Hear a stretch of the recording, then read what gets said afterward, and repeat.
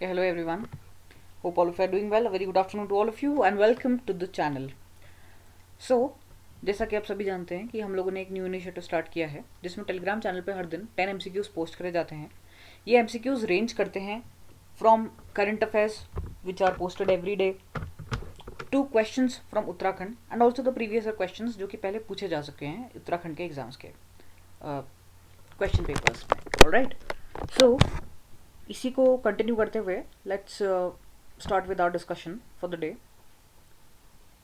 तो first question for the day is project Dantak is related to what? Is it related to roads construction in Bhutan by BRO, और is it related to bridge construction in border areas by BRO? Is it related to rehabilitation program for Joshimath affected people और none of the above? ठीक है, तो project दंतक जो है वो roads construction से लेकर के रिलेटेड है भूटान में, जो कि बॉर्डर रोड ऑर्गेनाइजेशन, वहाँ कई सारी रोड्स कंस्ट्रक्टर है भूटान में। ऑलराइट, तो प्रोजेक्ट दंतक जो करेक्ट आंसर हो जाएगा आपका ऑप्शन नंबर 1 हो जाएगा। Okay, moving on to the next question, project Hirak is related to what? तो project Hirak, is it related to roads construction in Bhutan by BRO? Is it related to bridge construction in border areas by BRO? Is it related to rehabilitation program for Joshimath affected people और none of the above? तो इसका जो correct answer है वो हो जाएगा आपका bridge construction in border areas by BRO. Okay, तो ये जो है बेसिकली प्रोजेक्ट हिराक जो है उसमें कंस्ट्रक्शन हो रही है एक्टिविटीज बॉर्डर एरियाज में बीआरओ, लेकिन वो इंडिया के अंदर है। और अगर जब हम भूटान की बात करें तो वो हो जाएगा आप लोगों का प्रोजेक्ट दंतक के अंदर। ऑलराइट, नाउ नेक्स्ट क्वेश्चन की ओर चलते हैं। तो Manaskhand corridor is related to what? तो आपके ऑप्शन हैं कि giving boost to religious tourism in Garhwal area, giving boost to religious tourism in Kumaon area, collection of books related to Kumaon, या फिर collection of books related to Garhwal. तो मानसखंड जैसा कि आप सभी जानते हैं, तो मानसखंड जो कुमाऊं का एरिया था उसको पहले मानसखंड के रूप में ही प्रचलित था उसका नाम। ठीक है, तो इसलिए जो करेक्ट आंसर हो जाएगा वो हो जाएगा आपका ऑप्शन नंबर 2 कि जितने भी रिलीजियस टूरिज्म है, यानी जितने भी यहाँ पर जो मंदिर हैं कुमाऊं एरिया में, उन सबको डेवलप किया जा रहा है और कॉरिडोर बनाया जाएगा, उसी को मानसखंड कहा जाएगा। ठीक है, ताकि रिलीजियस टूरिज्म को बूस्ट मिले। ऑलराइट, नेक्स्ट क्वेश्चन की ओर चलते हैं। अच्छा, उससे पहले एक इंपॉर्टेंट आर्टिकल है जो कि आपका related to personal data protection bill. अच्छा, इसको एक बार देख लेते हैं। तो जो है आपका basically this is talking about the, okay just let me show it to you एक बार। तो देखो ऐसा है कि ये जो है आपका डिजिटल प्रोटेक्शन बिल की हम लोग बात कर रहे हैं इसमें, एंड यहाँ पर ऐसा है कि वी आर टॉकिंग अबाउट जो भी रिसेंटली लोकसभा में पास हो गया। तो इसमें कुछ बेसिक चीज़ें ये दी हुई हैं कि इंट्रोड्यूस हुआ था लोकसभा में 3 अगस्त को, और बिल की क्या है, डिजिटल पर्सनल डेटा को लेकर के, प्रोसेसिंग को लेकर के इसके बारे में एप्लीकेबिलिटी है, एंड इसमें क्या कंसेंट होगा, क्या राइट्स एंड ड्यूटीज़ हैं डेटा प्रिंसिपल की, obligations of the data fiduciaries, significant data fiduciaries, exemptions, processing of personal data of children, cross border transfer and data protection board of India and penalties. तो एक बार please go through this.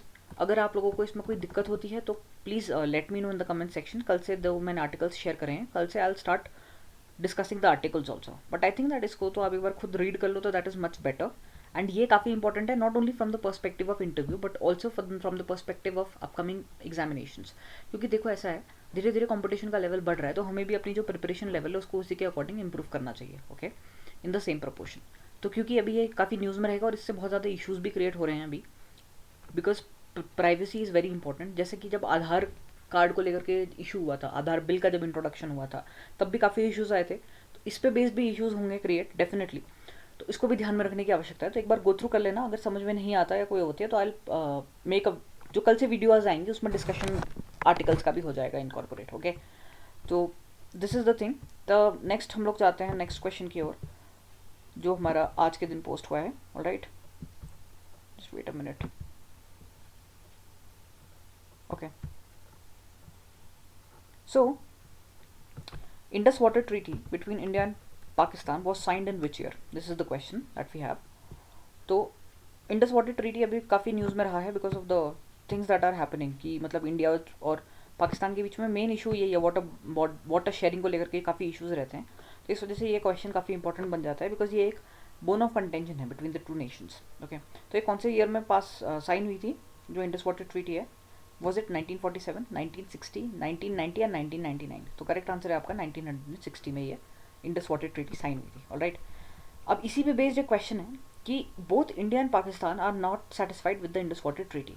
What could be the potential hurdles to amicable settlement of the issue and suggest some practical measures to solve the issue. ठीक है, तो ये जो interview appearing candidates हैं थोड़ा इस पर अपना जो है मनन चिंतन करो. ठीक है, think about the points you could possibly say कि देखो India as well as Pakistan why are they not satisfied with the Indus water treaty. तो दोनों नेशंस के अपने अपने पर्सपेक्टिव हैं. जैसे जो वाटर शेयरिंग है वेस्टर्न रिवर्स और ईस्टर्न रिवर्स का जो कॉन्सेप्ट है, एंड अगर हम देखें तो इंडिया अभी जितना वाटर यूज़ कर सकता है out of all the tributaries of Indus, तो it is not equitable distribution. ठीक है, उस तरीके से देखा जाए तो इंडिया के पॉइंट ऑफ व्यू से ये है कि ठीक है it is not an equitable distribution, क्योंकि हम लोग मोस्टली जो है उसको एग्रीकल्चर के लिए यूज़ कर पा रहे हैं वहाँ के वाटर को. हम वहाँ पर कोई डैम्स कंस्ट्रक्ट नहीं कर सकते. सिर्फ और सिर्फ river run of the river technique, यानी जिसमें बिना स्टोरेज के हम लोग थोड़ा बहुत इलेक्ट्रिसिटी जनरेट करें, सिर्फ वही हम लोग यूज़ कर सकते हैं. तो हमारे पॉइंट ऑफ व्यू से तो हम लोगों का बहुत ज़्यादा जो एक पोटेंशियल एनर्जी सोर्स हो सकता था with the help of construction of dams, that is basically we given it off. ठीक है, मतलब वो हम लोग यूज़ ही नहीं कर पा रहे हैं उसको बिकॉज ऑफ दिस ट्रीटी. और अगर हम पाकिस्तान के पर्सपेक्टिव से सोचें तो उनको ये डर है कि कहीं अगर डैम्स कंस्ट्रक्ट हो गए इन ट्रिब्यूटरीज पे, तो कहीं कल को अगर इंडिया और पाकिस्तान के बीच में कुछ ऐसा इशू होता है रिलेटेड टू द सिक्योरिटी, तो क्या पता इंडिया जो है अपने लेवल से वाटर का जो पैसेज है उसको रोक दे. ठीक है, तो उनके यहाँ तो फिर फ्लड जैसे, उनके यहाँ तो बिल्कुल ऐसी कंडीशन हो जाएंगी कि कभी ड्राउट की सिचुएशन हो जाएगी, अगर कभी इंडिया ने ऐसे वाटर रिलीज कर दिया तो फ्लड की सिचुएशन हो जाएगी. तो उनके पॉइंट ऑफ व्यू से ये कुछ कंटेंशन हैं. और बाकी टेररिज्म वाला कॉन्सेप्ट तो है ही. इसी वजह से हमारा जो है एमिकेबली सेटलमेंट कर पाना मुश्किल होता है, बिकॉज एक तरफ पाकिस्तान बोलता है कि हमें प्रॉब्लम्स सॉल्यूशन निकालने हैं, बट दूसरी तरफ वो जो है टेररिज्म को बढ़ावा दे रहा है और जो क्रॉस बॉर्डर टेररिज्म की पॉसिबिलिटीज़ हैं या ट्रेनिंग वगैरह देता है. तो इस तरीके से इंडिया में इंटरनल सिक्योरिटी जो इंडिया की है उसको हार्म करने की कोशिश करता है. तो ऐसी अगर सिचुएशन रही तो टॉक्स कर पाना या डायलॉग हो पाना मुश्किल है और इस तरीके से प्रॉब्लम्स का सोल्यूशन निकाल पाना मुश्किल है. अब इसके प्रैक्टिकल मेजर्स क्या हैं इसको सॉल्व करने के, तो सबसे पहली बात तो यही है, सबसे पहली बात तो यही है कि पाकिस्तान को जो है अपनी तरफ से जो क्रॉस बॉर्डर टेररिज्म वो फैला रहा है या वो जो इनकरेज कर रहा है टेररिज्म को, उसको रोकने की आवश्यकता है, सबसे पहली बात. उसके बाद हम लोगों को एमिकेबल, तभी हम लोग जो है डायलॉग की तरफ आ पाएंगे और डायलॉग से ही जो इस तरीके की प्रॉब्लम्स का सोल्यूशन निकल सकता है. ठीक है, तो यहीं पर हम लोगों का प्रैक्टिकल मेजर है कि फर्स्ट ऑफ ऑल टेररिज्म को रोकना है, टेररिज्म बंद करे Pakistan, then only will start with the discussion और then only we can come up with a solution जो कि दोनों कंट्रीज के लिए फीजिबल हो, दोनों कंट्रीज के लिए एक्सेप्ट करना पॉसिबल हो. ओके, नेक्स्ट क्वेश्चन की ओर चलते हैं. What is the name of the protein that is found in milk? Keratin, myosin, rennin or casein? तो casein is the correct answer. Casein और वे प्रोटीन बेसिकली पाया जाता है दूध में यानी मिल्क में. ओके, नेक्स्ट क्वेश्चन है who was the first CM of Uttarakhand? ND Tiwari, Nishank, Nityanand Swami या भुवन चंद्र खंडूरी? तो करेक्ट आंसर हो जाएंगे आपके Nityanand Swami. Alright, next question की ओर चलते हैं. Total number of development blocks इन उत्तराखंड कितने हैं? 90, 98, 100 या 95? तो करेक्ट आंसर है आपका 95.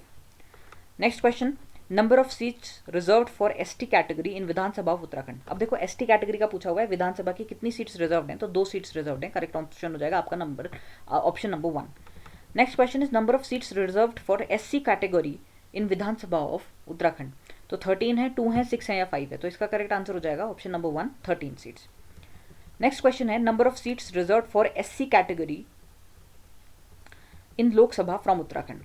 तो एससी कैटेगरी के लिए कितनी सीट्स रिजर्व्ड हैं? 5, 2, 3 या 1? तो 1 सीट रिजर्व्ड है. ये बेसिकली अल्मोड़ा की जो कॉन्स्टिट्यूएंसी है वहाँ वाली सीट अभी फिलहाल रिजर्व्ड है.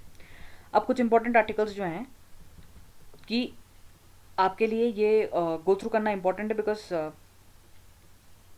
Y is the biological diversity bill facing opposition. Okay, तो इसको एक बार गो थ्रू कर लेते हैं.